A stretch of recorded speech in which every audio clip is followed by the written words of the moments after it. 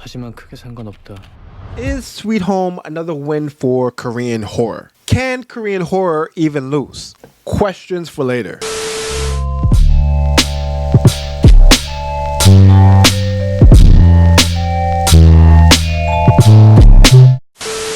Guys, what it is, what it do, it's your boy Cake the Informer, back for another star-studded review of a Netflix horror series that you just might need to be made aware of. Sweet Home is another entry in the Korean horror genre and apparently is based off a webtoon that's quite popular. Honestly, I was made aware by the Out of the World trailer that dropped for the show just a couple weeks before its release, and I was just like, yeah, this is gonna be for me. And after completing it, I can attest to that. But like, I'm a junkie for this kind of stuff, right?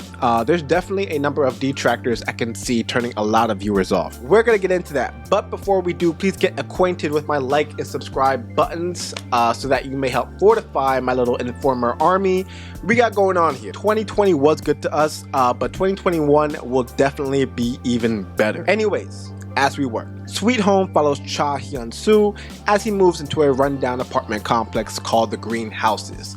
He's a quiet kid, avid gamer, and seems to be suffering from slight clinical depression. Needless to say, life isn't going amazing for the kid, but fear not, things are bound to get a lot worse when his entire building is quarantined following a widespread plague that turns people into ferocious monsters. Not zombies, monsters. The show made that distinction quite apparent. Throughout the course of the series, we are introduced to a number of other inhabitants of the apartment complex with their own backstories, ties to different characters, and demons they're all facing. And when I say a number of characters, I mean the shitload. Like, Sweet Home is 10 episodes, however, it could have easily been like 5 or 6 if they didn't take on developing so many characters at once. Sweet Home thrives on its heart-racing moments of impending doom facing the characters at every corner.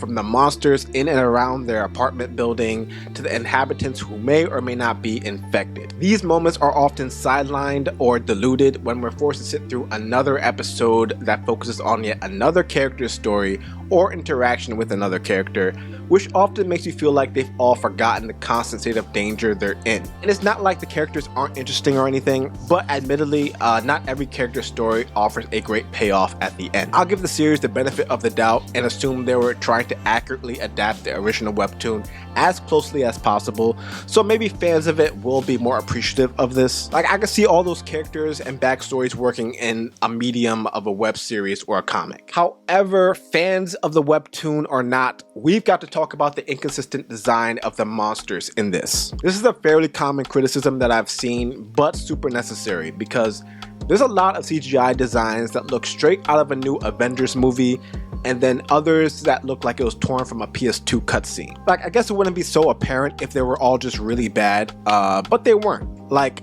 the protein monster dude, for example, looked amazing in the show for the most part. And then there was this other creature with half of his head cut off that sometimes looked as if it was cut out of a stop action animation. Like I said, it could have been purposeful, but I wish it stayed consistent. However, what I wish didn't stay so consistent was the music.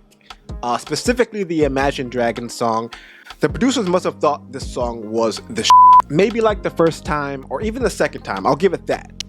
But the third, fourth, bruh, like, it was that song and like a Korean rap track they really like to spin in every other scene. I could at least dig the Korean rap one. It seemed to fit the show a lot more than the other one. Overall, I did like Sweet Home. Like I said, there were a couple of flaws in the show that I see turning off viewers who aren't diehard fans of the genre. It does enough to separate itself from the run-of-the-mill zombie thriller, but there are some obvious similarities to movies like #Alive or Train to Busan that Sweet Home just won't be able to escape. But that's my take.